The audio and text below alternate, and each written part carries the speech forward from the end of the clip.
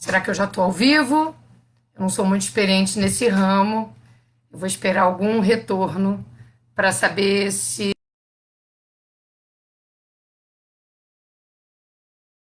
Pessoal, em primeiro lugar, eu queria agradecer muito a oportunidade de estar aqui com vocês. Foi um prazer esse convite. Queria agradecer ao pessoal do GAP, agradecer a Ariane pelo convite.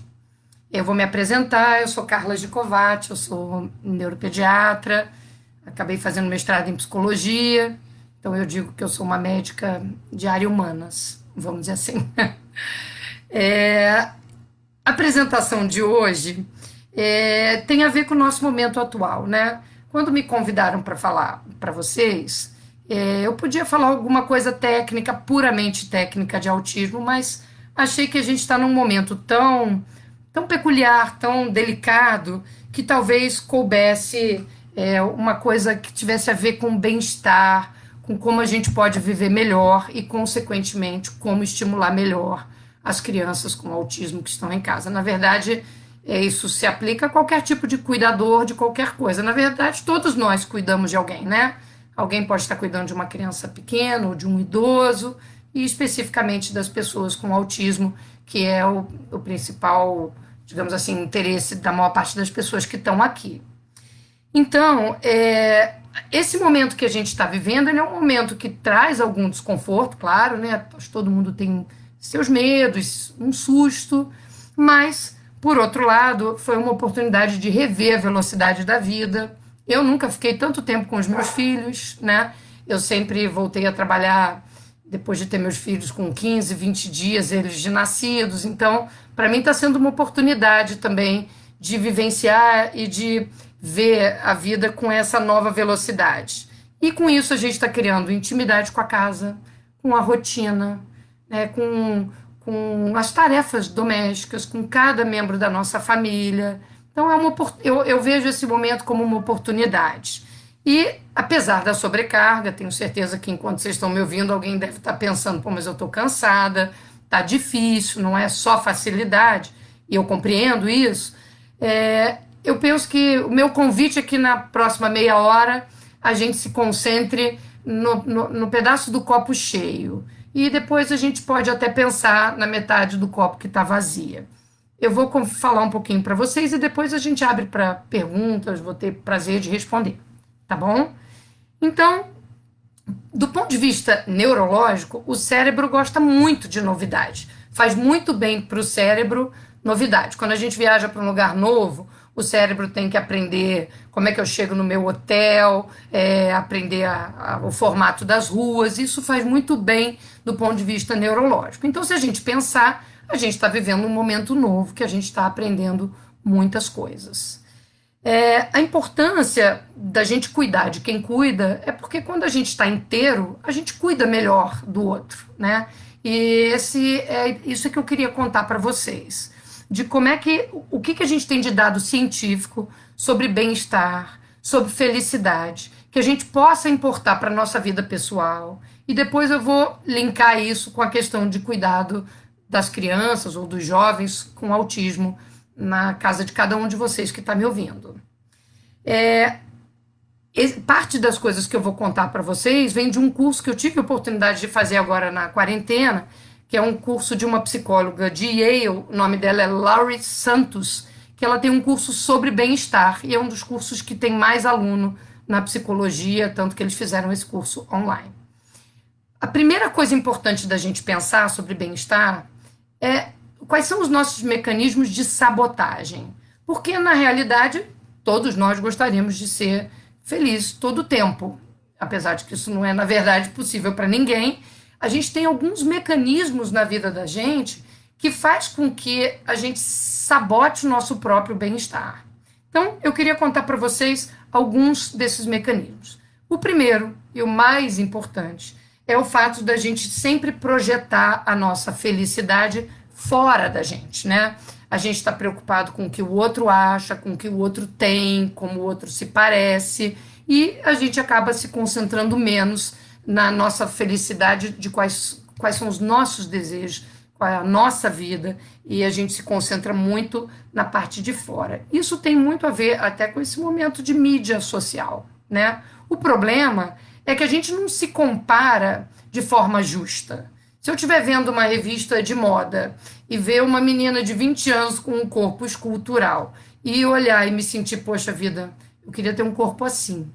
Essa não é uma comparação justa, porque eu tenho 53 e a menina tem 20, e eu não tenho como me comparar. Então, a gente tem que ter cuidado com a forma como a gente olha para o mundo, o que a gente projeta para a nossa vida e não fazer comparações injustas. Né? A gente não pode ficar comparando a nossa vida com realidades que são muito diferentes da nossa, porque isso não é justo, isso não é correto. E o outro motivo pelo qual a gente não experimenta felicidade plena o tempo todo é que existe um mecanismo de adaptação da felicidade. Então, por exemplo, eu penso assim, eu estou precisando comprar um celular novo. Tenho certeza que com um celular novo minha vida vai ficar mais fácil, porque esse celular está travando toda hora, não tem mais memória. Aí eu vou lá e compro um celular novo. A minha felicidade com o meu celular novo, ela vai durar um X de tempo e depois vai deixar de me trazer essa felicidade, porque eu entro em habituação. Isso são dados científicos que você tem habituação. Então, nesse curso sobre bem-estar, ela conta que eles fizeram uns trabalhos com os alunos que estudam em Yale, que é uma universidade muito difícil de entrar nos Estados Unidos. Então, quando você está fazendo um vestibular, ou o equivalente que eles têm nos Estados Unidos, você imagina que se você entrar para Yale, você vai ser a pessoa mais feliz do mundo pelo tempo que durar o seu curso. E, na verdade, o que se mostra é que, passado um tempo que você está estudando lá, quando toca o seu despertador, você acorda com a mesma má vontade, ou, enfim, ranzinza por estar tendo que acordar, como se você não tivesse em Yale, porque o seu cérebro se habituou com a novidade do teu bem-estar. Então, a gente precisa compreender que a felicidade é uma coisa que flutua. Ninguém vai ter bem-estar o tempo todo. E só da gente redimensionar essa expectativa e ser mais realista já vai trazer mais bem-estar.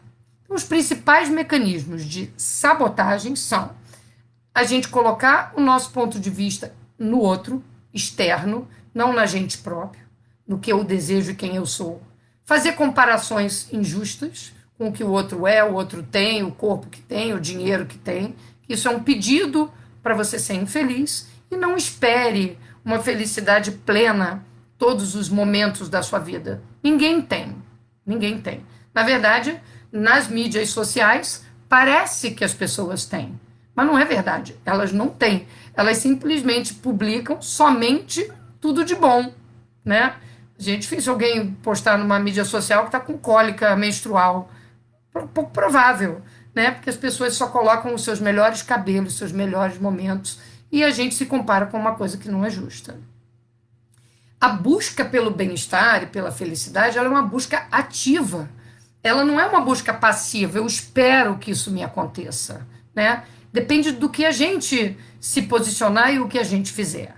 E aí eu vou contar para vocês, tem muitos estudos de psicologia avaliando quais são as variáveis que mais trazem felicidade. E aí eu vou contar para vocês algumas dessas variáveis que eu acho que, no mínimo, fica como reflexão nesse momento que a gente está tendo uma oportunidade de rever tantas coisas, né?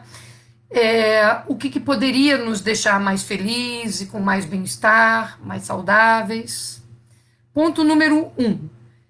Está comprovado cientificamente de que experiência traz mais felicidade do que ter coisas. Isso é até interessante, né? A geração nova, eu sou mãe de uma menina de 20 e um que vai fazer 16. Eu acho que eles têm essa percepção melhor do que as pessoas de antigamente, né? As experiências trazem um prazer e uma felicidade maior do que comprar e ter coisas duradouras que vai durar o resto da sua vida. Você experimentar coisa, vamos supor, eu estou indo viajar para um lugar, vou conhecer uma cachoeira nova.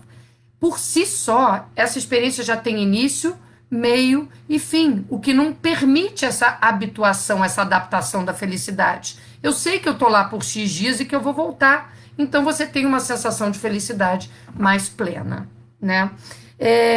Você tem que entender que o teu prazer vai estar mais em viver do que em ter. E as pessoas que trabalham com cuidados paliativos, o que quer dizer isso? Você tem médicos que trabalham atendendo pessoas nos momentos finais da vida, né? Tem um livro que eu gosto muito que chama A Morte é um Dia que Vale a Pena Ser Vivido. É um livro muito legal. E que ela faz, essa médica, que é a Ana Cláudia, ela faz perguntas para as pessoas que estão em cuidados paliativos do que ela pensa da vida, o que ela gostaria de ter feito diferente. E quando você vê que você vai morrer, ninguém se refere que gostaria de ter tido um celular ou uma geladeira ou de outro tipo. São as relações, são as experiências, é o tempo, onde você gastou o seu tempo. Isso é uma das coisas que as pessoas mais se referem na hora de morrer. E isso serve para a gente aprender como a gente pode fazer diferente para a gente não ter essa sensação tão intensamente, pelo menos na hora que a gente estiver, enfim, no fim da vida. Isso chega para todos nós, não é mesmo? Então, o nosso referencial tem que ser interno e não externo. Outra coisa importantíssima que está descrita como de grande prazer e bem-estar é você saborear o presente. O que é saborear o presente?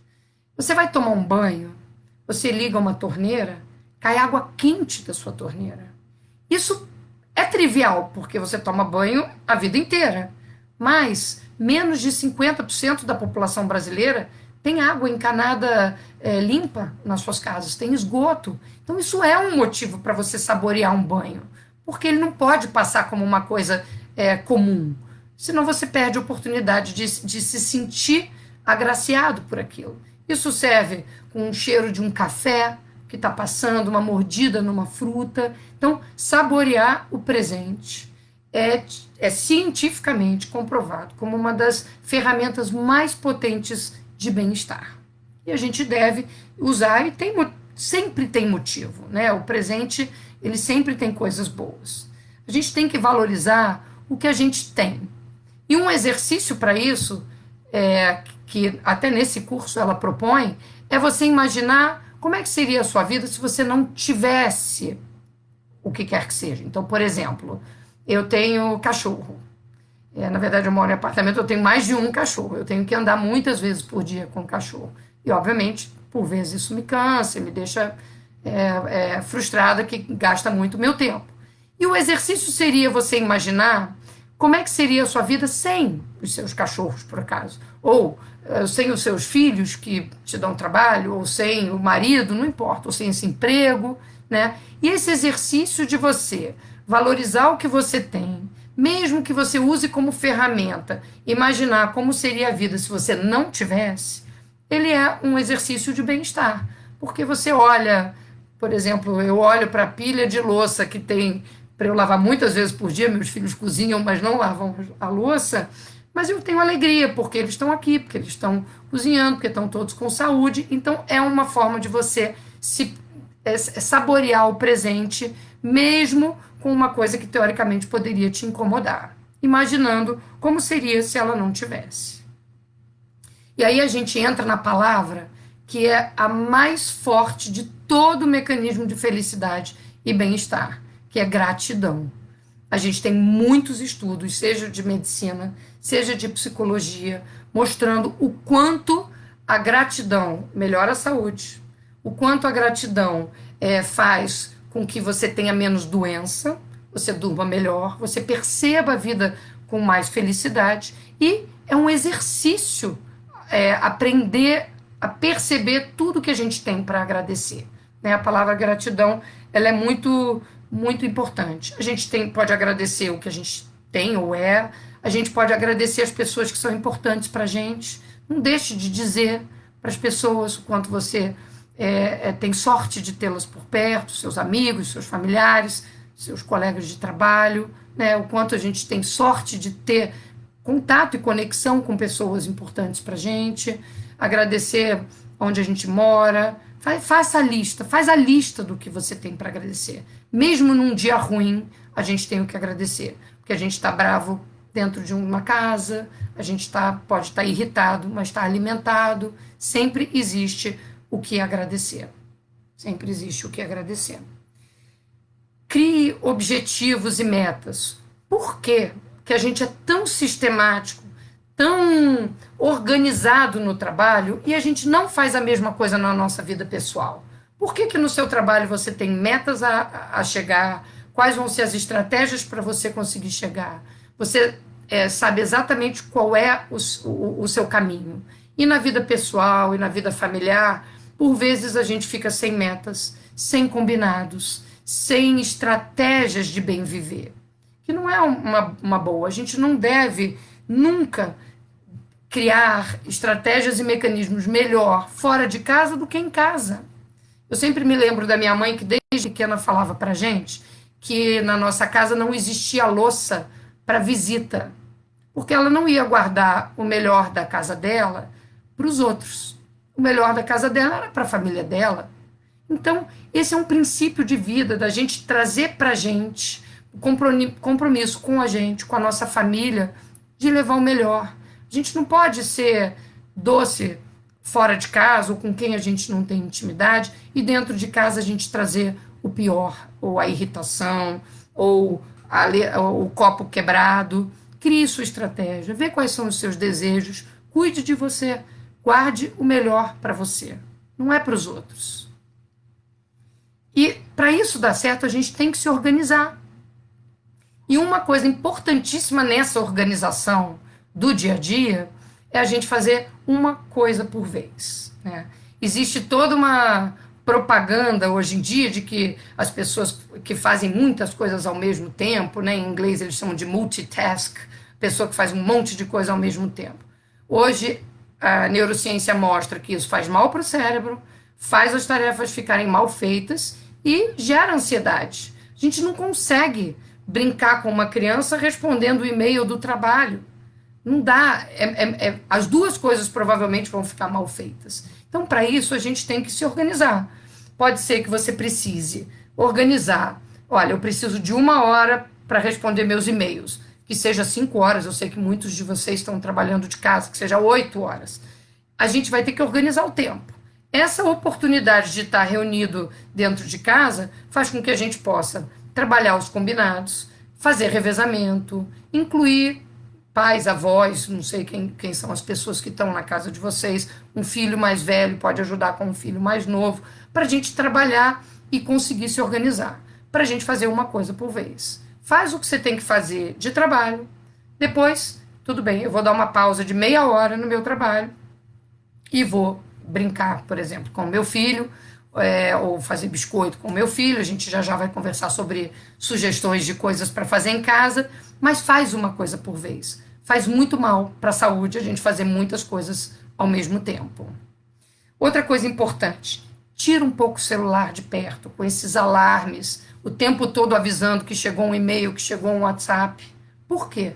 Porque é como se você vivesse em sistema de alerta. Você está o tempo todo em alerta. E isso não é bom.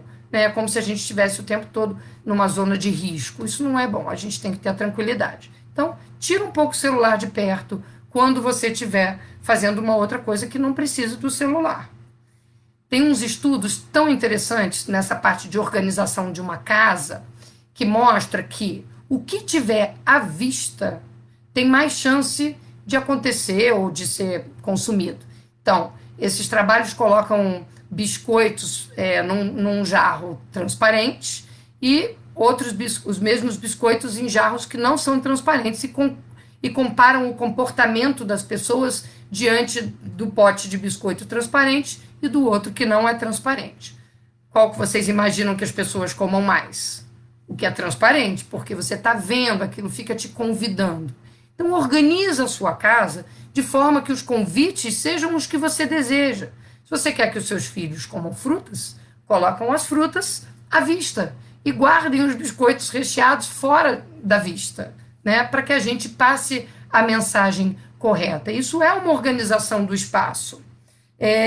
Mantenha a sua lista de agradecimentos que a gente falou ainda agora à vista, coloca ela na geladeira, no armário, no seu quarto, em algum lugar que possa te trazer bem-estar, né?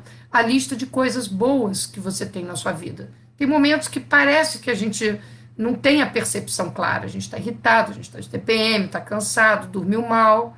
Então, são oportunidades que a gente tem de se bem tratar e de cuidar para que as coisas possam funcionar melhor. Dormir. Dormir é uma das coisas mais importantes para o bem-estar. E a gente tem hoje em dia uma população mundial privada de sono. As pessoas dizem assim: eu fico ótimo dormindo 6 horas por noite. Não fica ótimo. Pouquíssimas pessoas ficam ótimas dormindo 6 horas por noite. A gente está tendo essa oportunidade de reorganizar um pouco o nosso sono. E para isso requer disciplina. Você tem que sair dos eletrônicos para conseguir dormir. A gente tem que fazer uma lista das preocupações. Por vezes a gente não consegue dormir por tantas preocupações. Escreve uma lista do que te preocupa, deixa do lado da sua cama. A lista não vai sumir. Amanhã, quando você acordar, você encontra com as suas preocupações. Mas na hora de dormir, elas estão registradas, elas não precisam ficar na sua cabeça, elas já estão no papel. Então, o sono é importante. Nesse momento agora de risco de doença, a gente sabe que dormir mal piora a nossa imunidade, piora os anticorpos. Então é muito importante que a gente se mantenha dormindo bem. Exercício físico, da mesma forma. Ele regula o humor, ele consegue diminuir irritabilidade. Nas crianças que estão em casas contidas, é muito importante alguma atividade. Claro que as atividades estão canceladas fora de casa, né? A gente não tem essa oportunidade, não está tão bem feito. Mas você pode pegar uma corda e fazer minhoquinha, você pode colocar a criança para pular, bota uma fita crepe no chão e ela vai pular de um lado para o outro. Daqui a pouco a gente fala de mais sugestões para o dia a dia em casa. E a própria meditação, e quando a gente fala meditação, não precisa ser a gente imaginar, vou botar um incenso, eu preciso de aquele clima todo. Meditação pode ser simplesmente prestar atenção no seu momento presente. Você pode ouvir uma música, você pode respirar 10 vezes e prestar atenção na sua respiração, né? Você pode cantar uma música, você pode estar no banho, fechar o olho e sentir a água caindo no seu rosto. Olha, poucas coisas em neurociência mostram tanto efeito quanto essa desaceleração do pensamento, que as pessoas chamam de meditação, mas quando a gente escuta esse termo parece difícil de alcançar, né? Parece que requer muita técnica. Não precisa ser uma coisa perfeita, mas reserva alguns momentos do seu dia para tentar parar um pouquinho o teu pensamento, respirar um pouco, prestar atenção integralmente no que você está fazendo ou sentindo, e isso pode te trazer um bem-estar a mais. O último ponto que eu separei de que existe evidência científica de bem-estar é a conexão social. Falar isso num momento de isolamento social é quase engraçado, né? Mas, primeiro, a gente hoje em dia, graças a Deus, tem ferramentas como essa que a gente está usando agora para se conectar com as pessoas. Não é igual, mas é bem melhor do que nada, né? Mas eu vou contar para vocês um pouquinho que a neurociência conta sobre a importância das conexões sociais, porque a gente também não vai ficar em isolamento social para sempre, né? As conexões sociais, seja de amizade, de amor, não importa qual conexão social, elas são importantíssima ferramenta de saúde física e mental. A gente sabe que isolamento social constante, não o que a gente está vivendo, porque a gente está dentro de casa, mas algumas pessoas estão sozinhas, a maior parte não está sozinha. Mas mesmo as que estão sozinhas podem se conectar com outras pessoas. Mas aquelas pessoas que não têm ninguém, que não têm amigos, que não têm com quem falar, com quem conversar, a gente hoje em dia sabe que isso traz um risco para a saúde igual ou maior do que fumar, por exemplo. Então, a conexão social, você ter amigos, você ter com quem conversar os seus problemas, as suas alegrias, ter com quem dividir a sua vida, ela é uma ferramenta potente de saúde, muito importante. E quer ver um estudo bem legal? Porque a gente imagina a conexão social só com uma coisa muito completa, né? Mas tem um estudo que eles avaliaram as pessoas no metrô. O estudo era o seguinte: eles dividiram dois grupos de pessoas que iam usar o metrô. Um grupo foi orientado a fazer contato ocular com alguém dentro do metrô e a sorrir para a pessoa que ela não conhecesse, uma pessoa qualquer que estivesse lá no vagão do metrô. E o outro grupo não recebeu essa orientação. Ele ia entrar no metrô como entra sempre, olhando no celular, desconectado, talvez não olhe muito para as pessoas, não sorri. E depois que esses dois grupos fizeram a viagem de metrô, foi aplicada uma escala de felicidade e de percepção de prazer do local onde eles estiveram. O grupo que entrou no metrô, olhando para as pessoas e sorrindo, depois avaliou a experiência do metrô como mais feliz e principalmente disseram que as pessoas do metrô eram simpáticas e receptivas socialmente. Mas, na verdade, o ponto inicial dessa percepção foi ele próprio, porque quando você sorri para alguém, existe uma tendência, via de regra, principalmente no Brasil, né, que é um país muito amigável, das pessoas sorrirem de volta. Então, essa conexão social que traz benefício para a saúde, ela não precisa ser uma conexão profunda. O grupo que entrou no metrô olhando o celular narrou aquela experiência e classificou como menos prazerosa e menos feliz do que o grupo que entrou sorrindo. Isso traz uma lição para a gente. A possibilidade de que a gente possa, no dia a dia, tentar ter um rosto menos tenso, mais sorridente, olhar para as pessoas, né? A gente vai no mercado. Se você pensar, hoje eu fui de manhã cedo ao mercado, é uma situação sinistra, todo mundo de máscara, a gente só vê os olhos, mas até pelos olhos a gente consegue ver quem está sorrindo. A gente pode perguntar para a moça da caixa como ela vai. Esse bem-estar, né, de você ser gentil com o outro, ele reverte em bem-estar para a própria pessoa, né? Então, se a gente pensar em estratégias de bem viver, recapitulando o que a gente falou até agora, escolher boas experiências, não se preocupar tanto em ter e em mostrar para os outros o que a gente tem ou gostaria de ter, né? A gente saborear o presente, estar atento com o que a gente está vivendo, valorizar as coisas que a gente tem, ter a nossa lista de gratidão, não esquece a lista de gratidão, criar uma lista de objetivos, de desejos, de metas e trabalhar nelas de forma organizada, onde eu possa aumentar a chance de chegar no que eu desejo. Sempre se conectando com as pessoas ou com pessoas, mesmo que não sejam pessoas que a gente conheça, de forma gentil, sem reservar para os íntimos o nosso pior. A gente tem muito a agradecer, mesmo nos piores momentos que a gente possa estar passando, né? E aí, por que eu escolhi esse tema, né, para falar com vocês? A ideia desse tema foi que eu imagino que se a gente estiver mais feliz e com mais bem-estar, a gente vai conseguir estimular os nossos filhos, no caso, provavelmente as crianças do espectro do autista, imagino que muitos pais estejam me ouvindo, também, de forma mais verdadeira, mais feliz, né? Os terapeutas estão passando orientação para as famílias darem continuidade, de como vai brincar, de como é que vai dar continuidade ao pedagógico. Essas tarefas vão ficar muito mais bem feitas se elas forem prazerosas, e prazerosas para ambos, né? Esses métodos que a gente usa hoje para tratamento de autismo, que são métodos mais naturais, eles sempre envolvem a relação social e o prazer.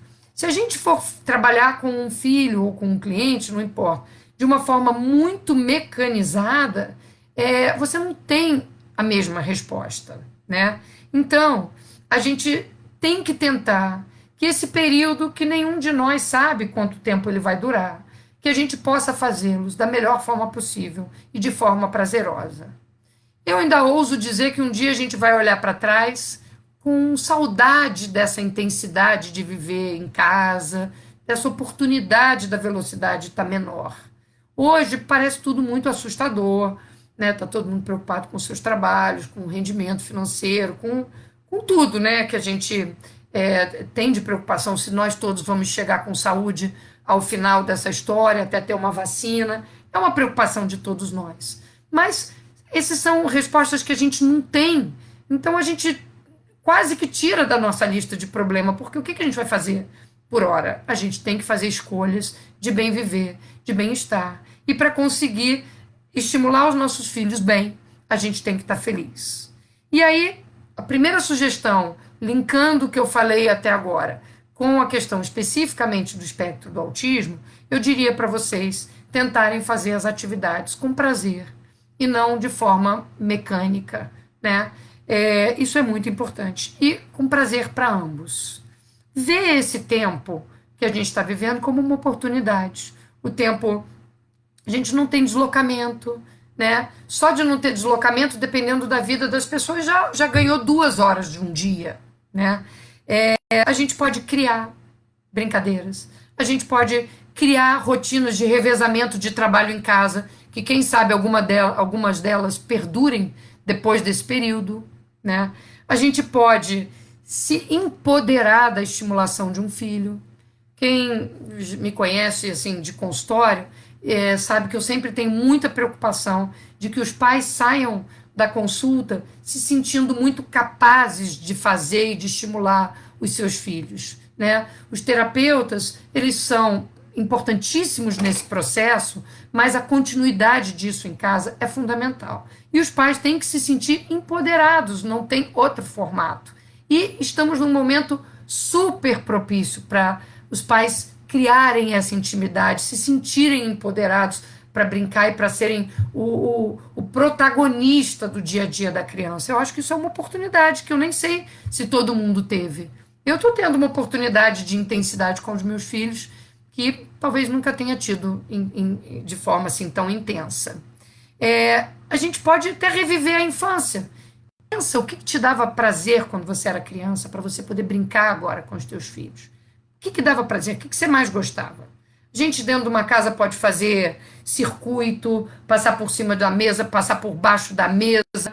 A gente tem como fazer várias atividades em casa que no dia a dia a gente nunca pensou em fazer. A gente pode dançar, a gente pode brincar, esconder e aparecer, a gente pode fazer biscoito, pode fazer massinha.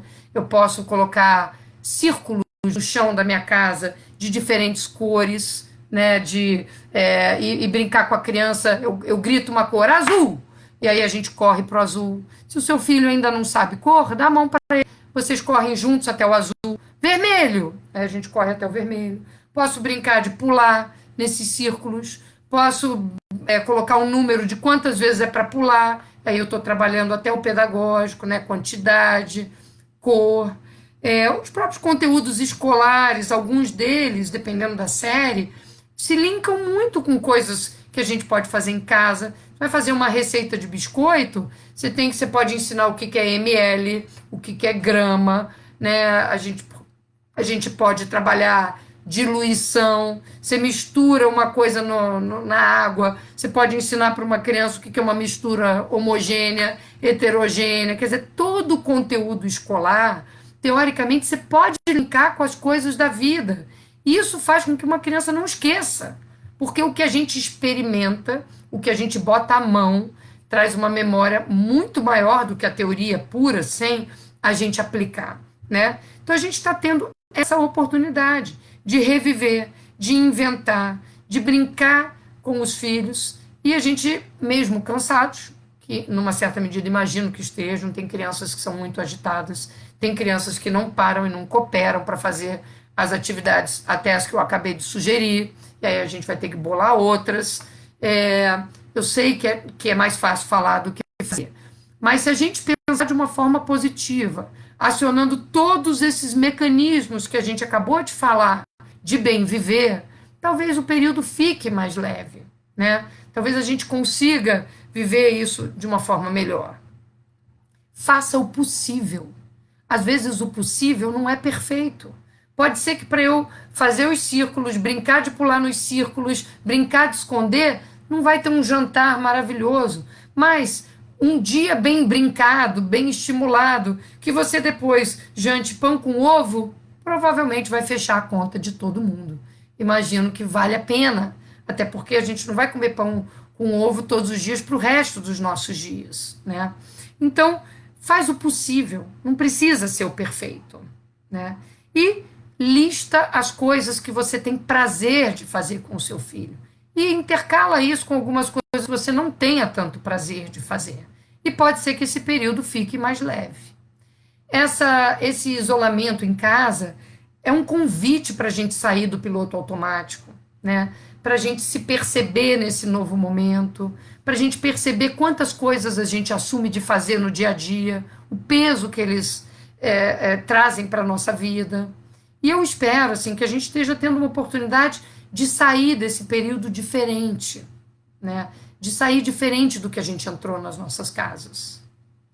Então, na verdade, isso é que eu pensei de falar para vocês. Eu não sei se a expectativa de vocês era muito técnica, mas eu penso que o bem-estar, a tranquilidade e a felicidade vai ajudar vocês a botarem em prática as orientações que vocês já vêm recebendo. Eu vi que no Facebook do GAPA tem muitas outras pessoas que já deram sugestões de atividade, então eu me concentrei mais nessa questão do bem-estar.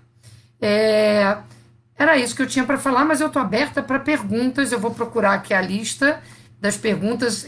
Infelizmente, na minha faixa etária, e eu não tenho a possibilidade de falar e olhar as perguntas ao mesmo tempo. Agora eu vou procurar aqui as perguntas para ver como é que a gente pode se comunicar melhor e de uma forma mais interativa, tá bom? Estou à disposição de vocês. Então, eu vou ver. Olha cada mensagem bonitinha que eu estou recebendo. Várias, uma mais carinhosa que a outra.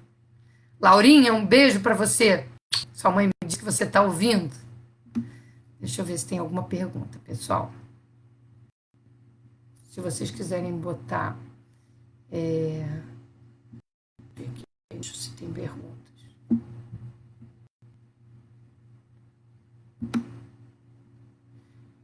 Ó, a Gabriela colocou aqui que eles vão estar conversando um pouco sobre isso no Instagram, na página Casa de Autista, no dia 1º de maio, 23 horas.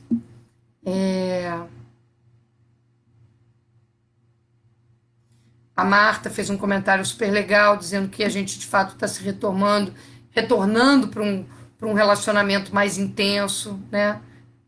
Isso é bem importante, realmente. É uma oportunidade, né?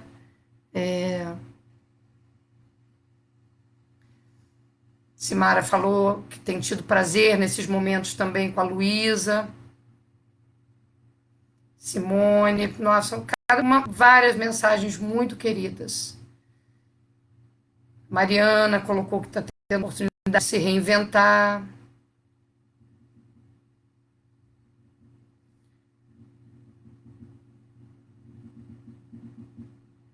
Muitos comentários super queridos, gente. Muito obrigada. Estou encantada aqui com os comentários doces e queridos.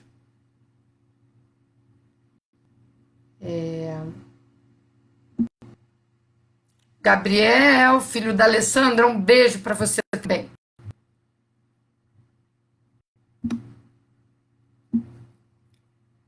Ó, tem uma pergunta. Então, tem uma pergunta da Vanessa, dizendo que ela está com dificuldade de prender a atenção do Gabriel por muito tempo, que ele fica entediado, que é difícil para ele conseguir fazer as tarefas, e hoje em dia ele se cansa, que acaba ficando muito tempo só com ela, só com uma pessoa. É difícil, realmente, né? Até para a gente entreter a criança o tempo todo. O que eu te sugeriria, Vanessa? De você, por exemplo, faz uma, digamos que você tenha 5 atividades para fazer. Faz uma e faz uma coisa que ele adora. Cócega, correr, dar 5 voltas na casa, tomar um banho, o que for, né? Alguma atividade que você ache que ele possa ter prazer puro de fazer. Aí você vai para a atividade 2. Então intercala, né? Porque às vezes a gente quer fazer para já se ver livre e poder fazer as outras coisas que tem para fazer. Talvez intercalando atividades prazerosas com outras não tão prazerosas possa funcionar bem.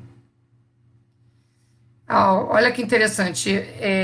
A Ana estava contando que ela está ensinando a fazer coisas da casa, arrumar a cama, fazer almoço. Tudo isso pode ser uma atividade prazerosa. Você está falando aqui de arrumar a cama, eu lembrei quando eu era pequena, eu ia para um acampamento em São Paulo, eu sou de São Paulo, né?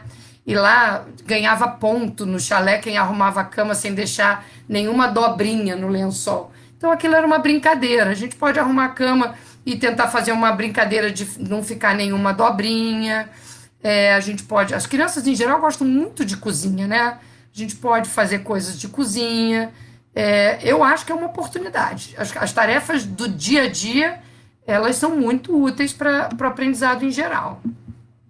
Deixa eu ver se tem mais alguma pergunta. Tatiana falou também da questão de se reinventar. A Tatiana perguntou como é que está o horário de sono de vocês, pessoal. Olha, eu estou dormindo mais. Estou achando muito bom dormir mais. Eu acho que é bem importante, né? Deixa eu ver qual mais que a gente tem. A Eliane, que é professora de música, diz que tem feito bastante atividade com a filha, que tem sido bem legal. Eu acho que música é uma bela ferramenta, né? A gente interagindo junto, a criança gosta muito, pode pegar uma panela, uma colher de pau e a música preferida da criança, ela vai trabalhar motricidade, ritmo, com prazer, né? Com prazer. No dia a dia, na correria, a gente fica, né? Pô, não vou deixar pegar a panela, depois vou ter que lavar a panela, vai botar no chão a panela. Mas eu acho que é uma oportunidade de ficar mais de bem, até com as coisas trabalhosas. Desculpa, gente, deixa eu ver o que mais.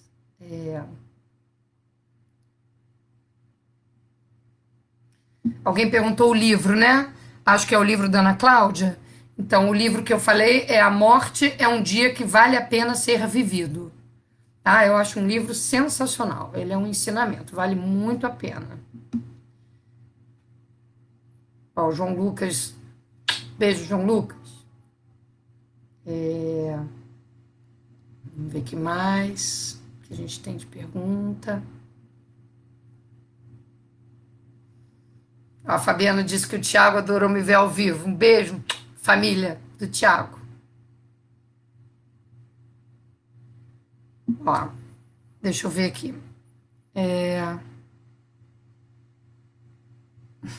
A Alba fez um comentário muito interessante.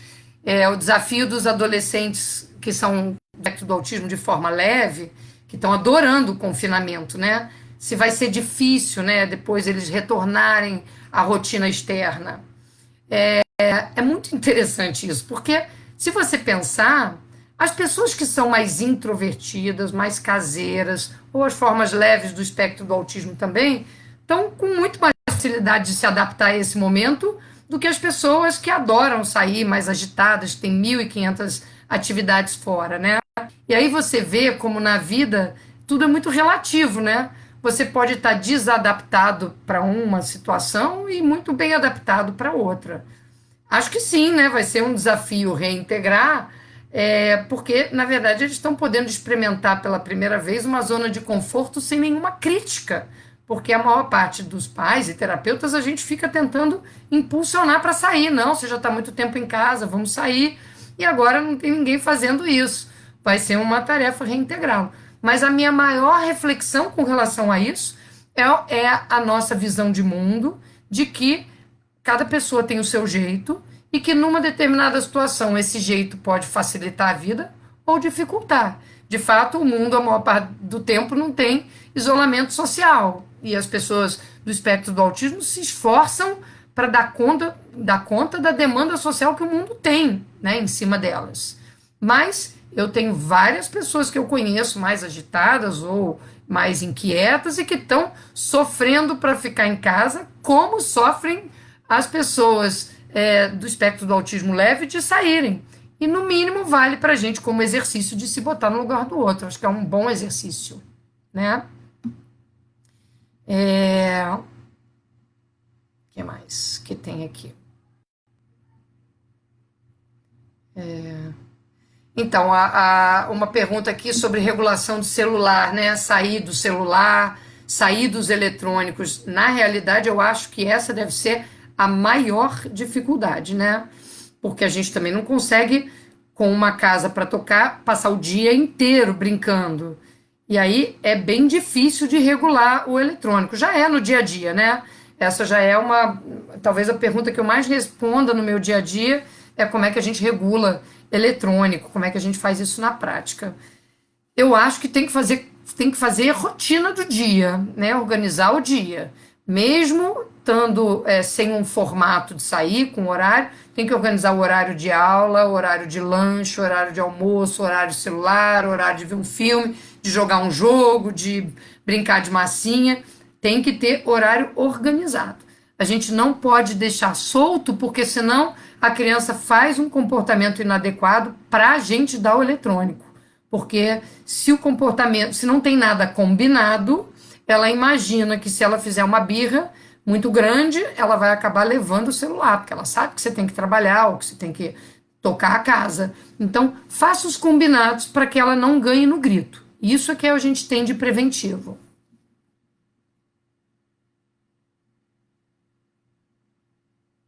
Ó, tem uma coisa interessante aqui que a Fabiana colocou. Ela contou que que eles fizeram para o Tiago dois saquinhos, um com emoções negativas e um com emoções positivas, para que ele possa falar um pouco sobre o que está acontecendo. Isso é interessante, né? Da gente dar a oportunidade de falar como está se sentindo, quais são as preocupações. Eu pessoalmente acho que para todos nós vale a pena a gente não ficar muitas horas exposto à televisão, porque tem uma carga negativa, né? De uma coisa que a gente tem limitação. Cada vez que a gente escuta falar que o vírus está no ar, no esgoto, no ar refrigerado, a gente lamenta o que a gente vai fazer. Sem o ar não vai dar para ficar. Então, o noticiário, o dia inteiro, eu acho que ele faz muito mal para a saúde, porque ele traz uma negatividade importante, né? E essa questão de usar alguma ferramenta, como a Fabiana falou, para ser um convite a conversar sobre as emoções, eu acho bem legal, bem importante.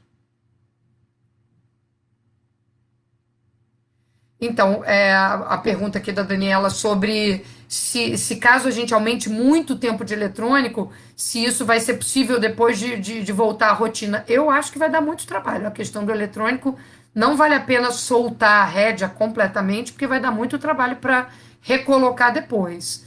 Eu acho que a listinha das atividades do dia e os horários, para quem tem noção de tempo, vale muito a pena. A Carmen está perguntando se as crianças autistas geralmente têm baixa imunidade. Nem sempre, viu? Você tem crianças do espectro do autismo que nunca adoecem. Eu diria até que a maior parte dos meus clientes eu tenho a sensação de que eles têm uma imunidade maravilhosa. Agora, claro, você tem crianças com alergias, alergia alimentar, alergia respiratória, e aí, enfim, a gente pode ter uma imunidade mais baixa. O que eu sugiro? Comer bem, dormir bem, fazer exercício, tentar ter um pensamento otimista. O pensamento otimista ele melhora a imunidade. É o que dá para a gente fazer, né? Ter esperança de que vão vir dias melhores e que a gente está fazendo o nosso melhor. Deixa eu ver aqui. Só um segundinho, não reconhece lá. Essa pergunta da Cláudia é importante, que o filho não reconhece a casa como lugar de estudo. E outras mães já me falaram isso recentemente, e que ela está com dificuldade de fazer as tarefas escolares, principalmente no volume que tá sendo enviado, porque ele não compreende que ali é um lugar de estudo. Nunca foi, né? Nesse formato. Então, primeiro, faz o que é possível, é o que a gente falou. Às vezes não vai dar para fazer tudo, faz o possível, né? Tenta explicar, talvez até visualmente, desenha a casa, desenha a escola, recorta a escola, bota que a escola agora está fechada e por isso as tarefas da escola estão em casa. Você pode botar atrás da figura da casa a escola entrando atrás, para ele entender visualmente que agora a escola teve que ser transferida para casa porque ela está fechada. E cria uma rotina de horário e escolhe as tarefas que você acha que vai funcionar. Não der para fazer tudo, faz o possível. Porque entre não fazer nada e fazer tudo, a gente tem um caminho do meio do que dá para fazer, né? Ó, a Kátia está dizendo que a Ana Clara não quer assistir às aulas online. Várias mães estão dizendo que tem dificuldade que as crianças fiquem em frente ao computador durante o tempo todo que tem que ficar, né? As escolas que estão deixando as aulas gravadas, isso facilita. Nem que seja para a mãe ver e depois passar um pouco do conteúdo que for possível, né? Eu tentaria negociar um pouco, ó, vamos ficar 15 minutos, ou enquanto você está vendo a aula, vou botar aqui uma bacia com água quentinha para você ficar fazendo massagem no seu pé. Inventar alguma coisa de prazer, não sei se a criança gosta da bacia quentinha no pé, mas digamos que goste, seria uma forma de tentar que ela fique sentada um pouco mais de tempo, ou fazer algum tipo de massagem nas costas. São tentativas, né? Não é fácil, porque isso tem até a ver com a pergunta anterior. Tem crianças que não reconhecem a casa como lugar disso. E a gente sabe que 70% das crianças do espectro do autismo também têm uma hiperatividade com um déficit de atenção. Então, não é fácil. Faz o possível, cria recursos para que ajude que fique sentado. Eu pensei na bacia com água quentinha, porque eu acho uma delícia, mas pode ser outras coisas. Aí vocês pensam o que vocês acham que possa aumentar o tempo sentado. Tem outra pergunta aqui. Ó, tem uma mãe contando que a quarentena foi um período muito bom. Conseguiu desfraldar a criança em 15 dias. É interessante, porque é um comando só, né? Não está com a escola junto. Ele está começando a aumentar a comunicação. Que maravilha, viu? Tem coisas boas, né, que vem junto.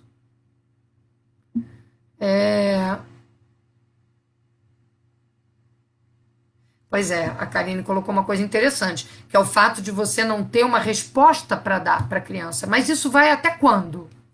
A gente também não sabe, né? Então, as crianças, ela está dizendo que a filha pergunta quando que o vírus vai morrer.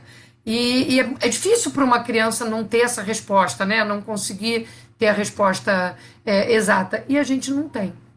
Então, a gente pode, por exemplo, uma estratégia que eu faria era combinar de todo domingo conversar como vai ser a próxima semana.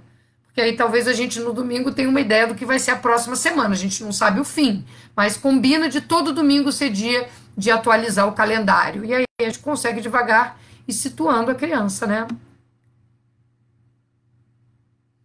A Ariane está perguntando quando será o próximo encontro. Vamos combinar. Deixa eu ver o que mais que a gente tem aqui, ó. Estou conseguindo fazer.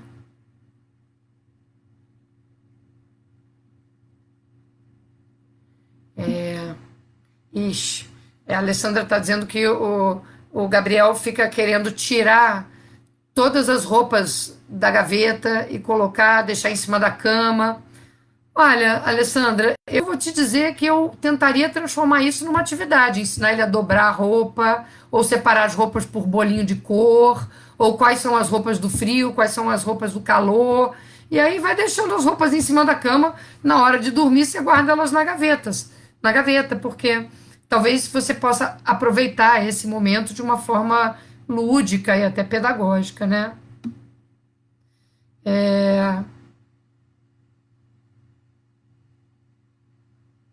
Então, a Marcela está dizendo que tem um filho de 12 anos que passa maior tempo fazendo estereotipia, né? E que ela está com dificuldade de competir com a estereotipia. Para uma situação dessa, talvez a gente precise de uma intervenção bem física, né?